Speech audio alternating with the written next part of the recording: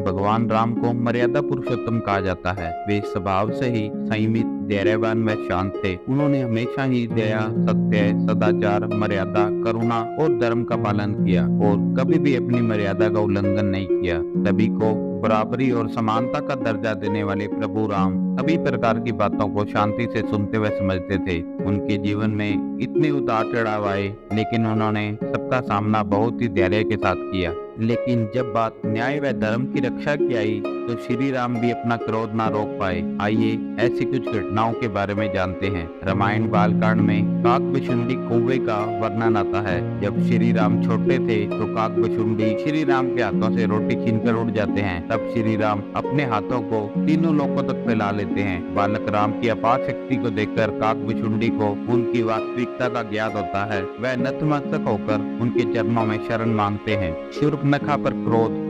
जब शूर्पणखा माता सीता के साथ दुर्व्यवहार करती है और उन्हें सताती है तो उस समय श्री राम देवी सीता के साथ हुए व्यवहार को देखकर अत्यधिक क्रोधित हो जाते हैं और लक्ष्मण को उसे भीषण दंड देने को कहते हैं। बाली पर क्रोध। जब सुग्रीव उन्हें यह बताते हैं कि उनके भाई बाली ने किस तरह उनका अपमान कर उसे राज्य से बाहर निकाल दिया है और बलपूर्वक उसकी पत्नी को भी छीन लिया है, तो इस पर प्रभु राम अत्यंत क्रोधित होकर कहते हैं कि पुत्री समान अपने छोटे भाई की पत्नी को जबरन रखने वाला बाली निश्चित रूप से मरने योग्य है। सुग्रीव पर क्रोध।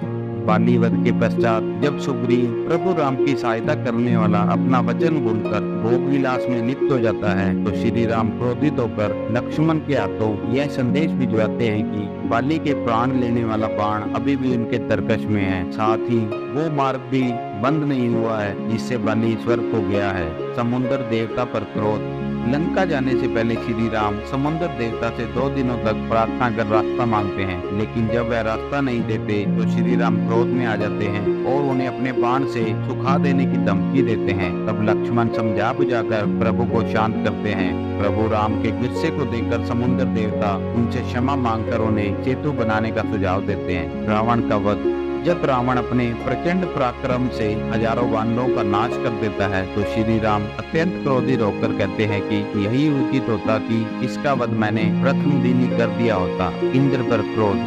जब महर्षि दुर्वासा श्री राम के पास भोजन करने आते हैं तो वह इंद्र से कल्प वृक्ष की मांग करते हैं, किंतु जब इंद्र आनाकानी कर जानबूझकर विलंब करते हैं तो क्रोधित होकर श्री राम अपने बाण द्वारा एक संदेश इंद्र को भेजते हैं। तब भयभीत होकर इंद्र तत्काल कल्प वृक्ष को श्री राम के पास भेज देते हैं।